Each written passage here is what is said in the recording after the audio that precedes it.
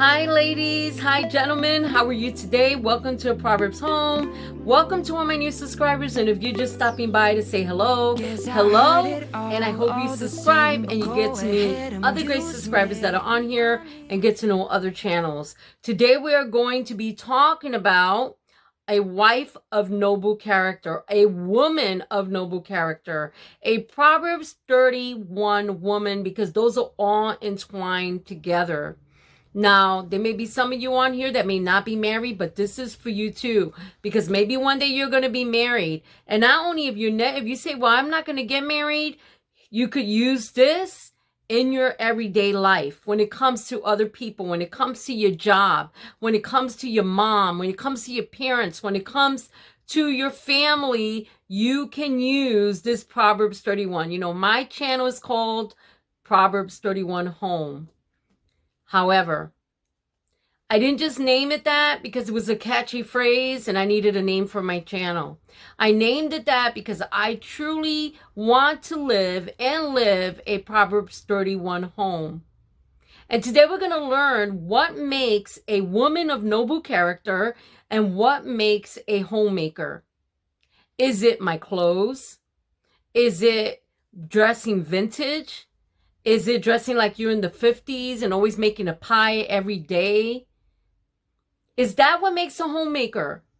Never having a problem in life, never dealing with reality, hiding behind the truth. That is not what makes a homemaker. We know as women, we go through trials. We know as women, we go through health problems. We go through things as women that, quite frankly, men do not have to struggle with. Now, men have their separate issues and their separate struggles, but God made us individual, and He made each and every one of us special. He made you special, and He made me special. But today, I'm going to be talking about being a woman of noble character. I got to show you this necklace. Now, I love cameos. This is one of my favorite cameos, and every time I look at a cameo, I've loved these for many, many years. I think of a woman of noble character. Like when I look at this cameo, what do you see? What do you see when you look at her? I see a woman that is confident. I see a woman that is noble. I see a woman that is very elegant. That's what I see when I look at this cameo. What do you see when you look at yourself? Do you see someone that others can trust? Do you see someone that others say, I can come over her house if I'm hungry and she's going to feed me a meal? Do you see someone that people say, that is a good wife, she is my neighbor, I've never heard her yelling and screaming and cursing? Or are people going to see somebody that's rude, somebody that thinks it's all about makeup and lipstick and the way they look, and our character within is not what it should be? I'm not talking to any one particular person. I'm talking to all of us, general, starting with me. So let's see. Proverbs 31. A wife of noble character who can find her. She is worth far more than rubies. Now, if any of you know who Elizabeth Taylor is, if you don't know who Elizabeth Taylor is, look her up. She was supposed to be the most beautiful woman back in the 40s and the 50s, during that era in the 30s, okay, since she was a little girl. They said that her eyelashes were so thick that she looked like she had mascara on. That's the makeup people on the set when she was filming would tell her to clean off her mascara. It was only her natural eyelashes. She was a beautiful young girl, and she grew up to be a beautiful woman. She had many husbands, and they showered her with cars and planes and jewelry and rubies. They showered her with the most beautiful jewelry. And when she died, all her jewelry went to auction for millions. If you don't know who Elizabeth Taylor is, look up her name. And there's a lot about her, okay? Because I know probably a lot of you young ones probably don't know who she is. Maybe you do. But a lot of us older women know who Elizabeth Taylor is. A wife of noble character. She is worth far more than rubies. Elizabeth Taylor had all these rubies. She had these beautiful red rubies and green rubies and beautiful, beautiful, that was worth so much money that I would never be able to afford them. Probably you would not be able to afford them. But her husband showered her with all this. But The sad part was she had all these husbands and she was never happy. She never found fulfillment. She was always so busy with that acting and the movies and how they treated her. And they just saw her as a sex symbol. And she, you know, she had affairs with men and stuff. She was supposed to be the most beautiful woman in the world. This is not judging her. Because we all have been that woman at the well. But God loves us so much that it doesn't matter about our past or the things we've done or who we've been married to, how many times we've been divorced. If we go to God, God forgives us. And he will wash away our sins like it never happened. But Elizabeth Taylor, I think about rubies, I think about her. Because she always wore the most beautiful rubies, the most beautiful diamonds. But God says we're more precious than those rubies. A wife of noble character is more precious than the millions of diamonds that she had, millions of dollars worth. We are more precious than those rubies. Her husband, this is the Proverbs woman, has full confidence in her and lacks nothing in value. That means that your husband, when he comes home, he knows he's coming home to a peaceful home. He knows he's coming home to a woman that wants to love him and take care of him. I know that is not the popular stuff in these days. The popular stuff is just be yourself, baby girl. Be yourself, climb the ladder, do what you want to do. You don't need a man. I disagree with that. I think that when God brings a good husband in your life, and you wait in him, if you're single and you're not with anyone right now, wait in him. It is better to wait. Look, my mom used to say this all the time. My mom's probably watching this because she does watch my videos. She used to say, es mejor estar sola quemada acompañada. That means it is better to be alone than to be with someone you're not meant to be with, and then you're hurting. And you're suffering because you married someone that God did not choose for you. Wait. But for us women that are married, let's be women that a husband puts his confidence in us. He trusts who we are. He knows that we are women of God. He knows that we're not going to be putting them down and calling them names. If your husband makes that bed for you and the pillow's over here and over there, let it be. Tell him thank you. Fix the pillows when he's not around. Tell him thank you.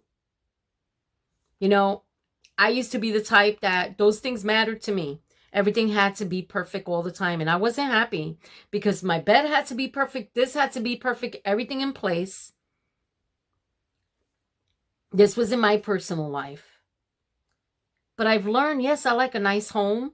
I like a neat home. But I want my home to be lived in. And I want my family to enjoy my home. And I want my grandkids when they come over to enjoy it. I want my husband when he's here and he's having a hot cup of coffee with some dessert, that he just feels relaxed. That his confidence, he knows I have a wife at home that I can trust. I have a wife at home that's not going to go around on me. I have a wife at home that's not going to belittle me and tear me down. That's being a wife of noble character. That is being a homemaker. It is not tearing the confidence of our husbands down and calling them names and putting them down. Ladies, none of us are perfect. We have not arrived. Okay? I am a work in progress. God is working in my life. He is showing me things about myself and purging me and working in me. And he is working in my husband's life, because men need to completely give their lives over to God too and do what is right. And there are men out there that are not doing what is right. But I am not talking about that now. I don't want to talk about that now. I want to talk about me as a noble character, a woman of noble character. She brings him good and not harm all the days of her life. That means we bring them good and not harm. We're not out to harm our husbands. We're not out to hurt them. We're not out to put them down, cheat on them. And, let me say something about that. There will be men, if you're a married woman, that will give you a compliment. There will be men that will give you a compliment and say how pretty you are. I've had that happen to me, and I'm not saying that because I think I'm pretty. There's a lot more beautiful out there than I am. But I've had men that have made compliments, or you smell good, or your dress looks nice. We're women. We're going to get that from men. But you know what? The one I need to hear that from, and the only one that flatters me or my heart, is my husband. And when I have men that do that, it's not that they're being disrespectful. I don't believe that just because a man says you look beautiful in that dress, he's harassing you. Okay, there's a time for harassment and when it's wrong, but there's times men, God created them, visual. Okay, if they see a beautiful woman, say she's beautiful, there's nothing wrong with a man looking at you saying you look beautiful. But when it gets past that, and we're looking forward to his compliment, and we're looking forward to him being wherever we're at, being at our church or being at the library or being at the supermarket, getting on that line, especially where he's going to be. But I'm not cheating. I'm not doing anything wrong. I'm just going on that line because, you know, and we make sure we're dressed nice out here and our makeup is special when we're going into that line at the supermarket because we know he's going to be there. We need to be careful with that. That can lead us to a place where we shouldn't go as women of God. Maybe this video is not for you. Maybe you're saying, well, girl, I'll do what I want. You're entitled to do what you want. You are. But if you want a marriage that honors God, if you want a marriage that honors your husband, we do it God's way. The Proverbs 31 way. That's how I want to do it. She selects wool and flax and works with eager hands. She works with eager hands. We are workers. We are managers. I am a worker outside of my home. I don't just work in my home. I work outside of my home. My husband works outside of the home. We both bring to the table. We can do that.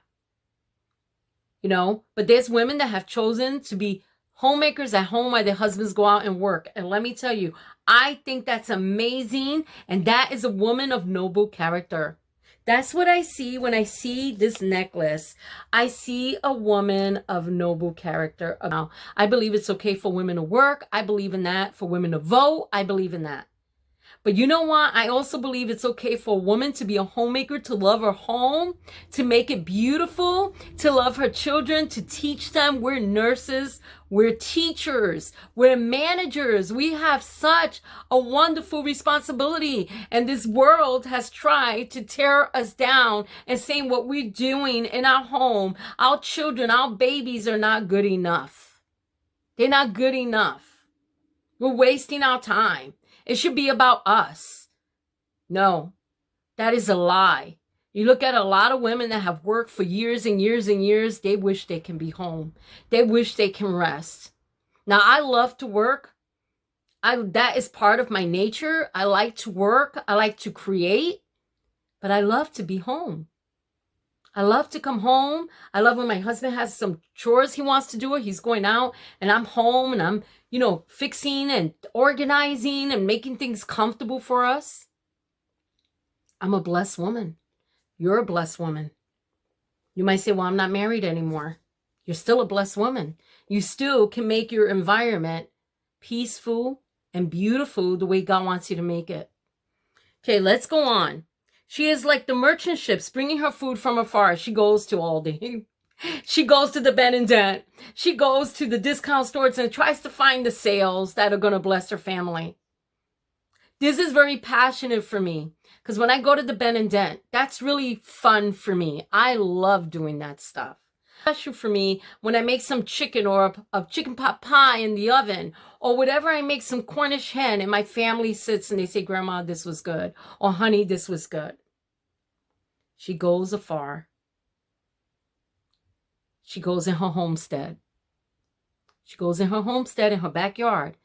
She gets those eggs from the chickens and the quails and she brings them in the home. That is a special woman. That is a beautiful woman. It's not about the dress.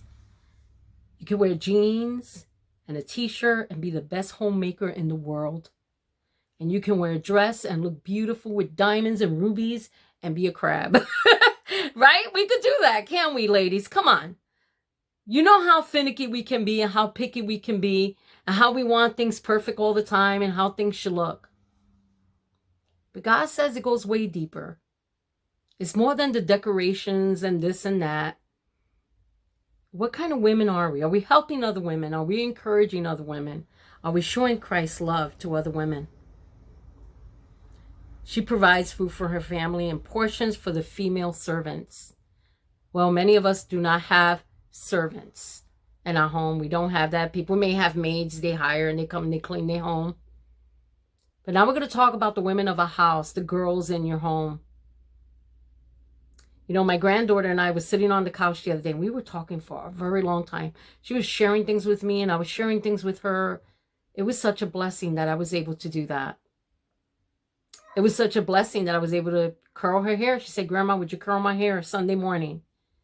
She was with us all week. She said, Grandma, would you curl my hair? I said, sure, baby. And I curled her hair. She just felt so beautiful and so pretty. And she was so special. Hi, Elijah. And she felt so special. And I felt so blessed to be able to serve my granddaughter. You know, the young girls are looking at us older women. And what we do is what they're going to do. The example that we lead by as homemakers and noble women is what they're going to do. And if we're yelling and cursing and doing... The other day I was at Walmart and it wasn't a lady. This was a gentleman, a man. And he was talking to his wife and they had these little kids there and he's using the F-bomb. You know, okay, whatever. People say what they want, but I think that's wrong. And I think it's wrong to talk like that in front of children because children are going to repeat what you say. And then what's funny that if children do repeat it, they yell at their kids. Don't talk like that. You're not an adult. Well, kids learn what they see. Providing food for her household. Providing food maybe for a neighbor. Or maybe you know a neighbor that's had a baby. Or you know somebody that may be struggling and you provide something for them. We're going to stop at that verse. And we're going to continue the rest another day. I will finish Proverbs 31. A woman of noble character. It is important, ladies, that we remember that being a Proverbs 31 woman is not merely about what we're wearing. It's not merely about decorating and throwing something up on the wall. It is about our character and how people see us. None of us are perfect. We've all had a past. We all had a past that's probably not perfect, not pristine. But God takes our past. He takes what we've been through and he casts us as far as the east is from the west. And he loves us. And he will restore our lives to that noble woman of noble character. Before we go, I've got to show you this because this smells good. This is Essentials from Arm & Hammer Liquid Hand Soap Gentle Rose Water. I bought 2 of these.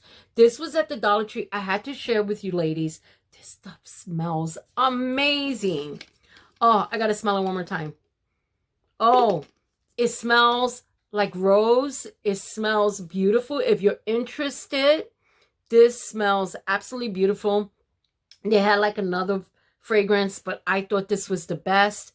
This is another great way of being a great homemaker, is your home smelling nice. Your home smelling nice. When they use the bathroom, it smells nice. When they wash their hands, it gives them a good feeling. This is a great product that gives a great feeling. Remember, beautiful ladies, because you're all beautiful. And gentlemen, if you're listening to this, remember you're somewhere around the scene also. And you have your part to do. Because it takes 2. Have a great day. I love you all. Bye.